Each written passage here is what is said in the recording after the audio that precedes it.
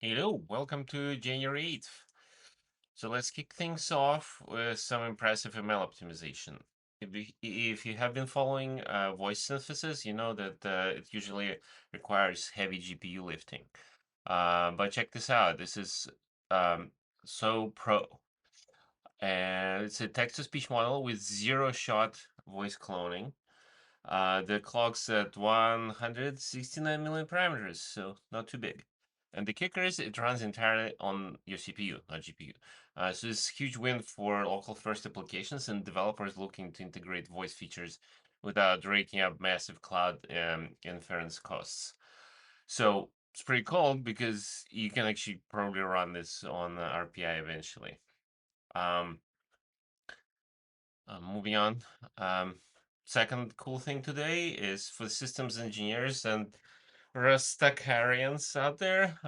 Embassy is gaining serious traction today. It's a framework for embedded systems that brings modern async await syntax to the hardware level. So writing async code for microcontrollers used to be such a nightmare of callbacks, complex state machines. We talked about how Linux is complicated like this, but the Embassy makes it look surprisingly like a standard web backend code.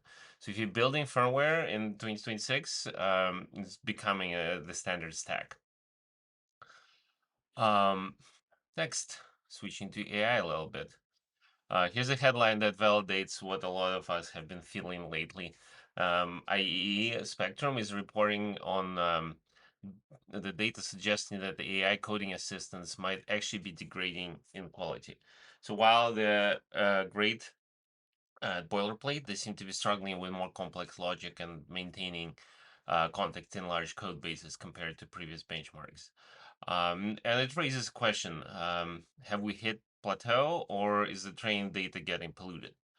It's a good reminder to treat generated code with healthy dose of skepticism.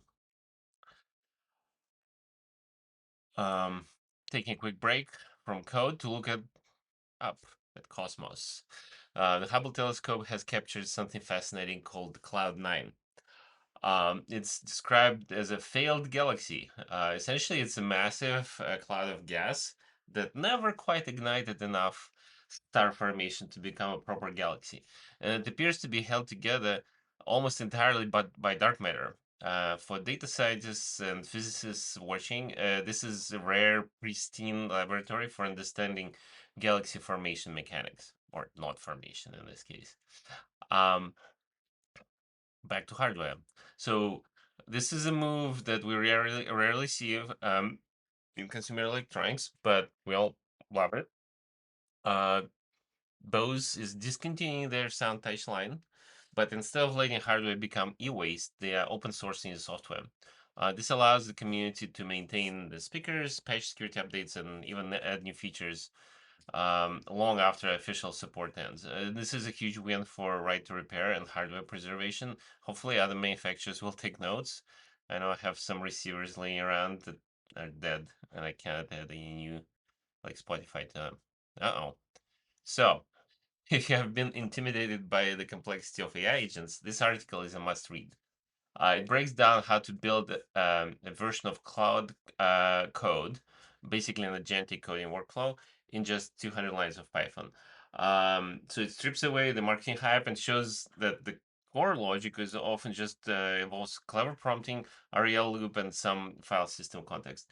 It's a great weekend project if you want to understand how these autonomous coding agents actually function under the hood.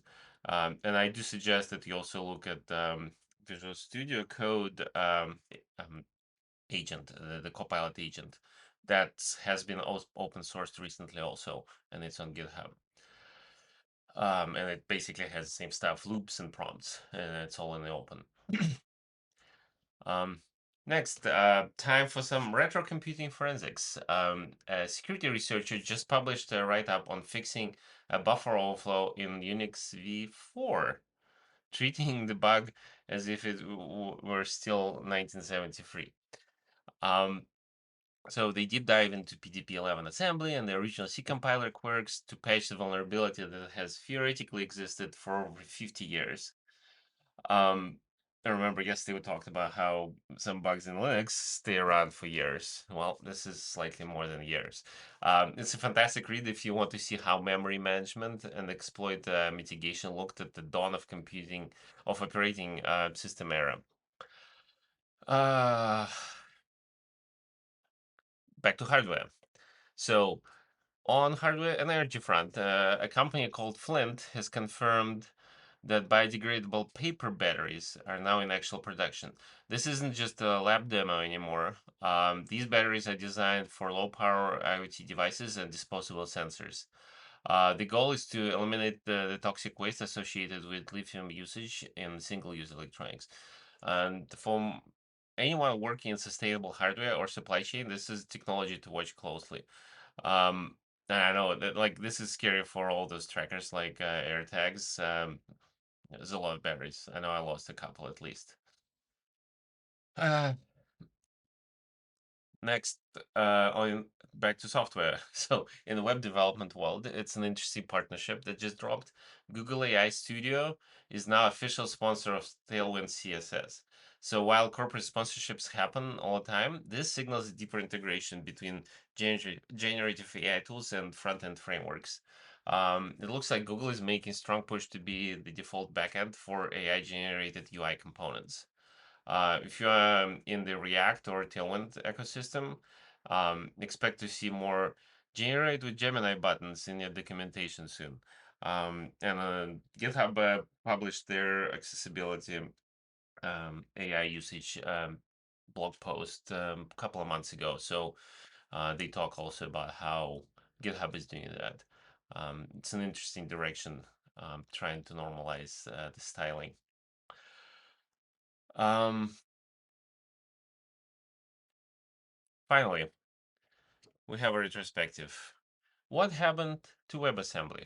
So a few years ago, WASM was predicted to replace JavaScript for everything. Today, it's found a crucial but specific niche, mostly in bringing heavy desktop apps like Photoshop or video editors to the browser and to the server-side runtimes. This article does a great job at analyzing why the universal web app revolution didn't quite happen, and why, while highlighting where WASM is actually succeeding today. It's a great state of the union for the web standards. And that's it. See you tomorrow.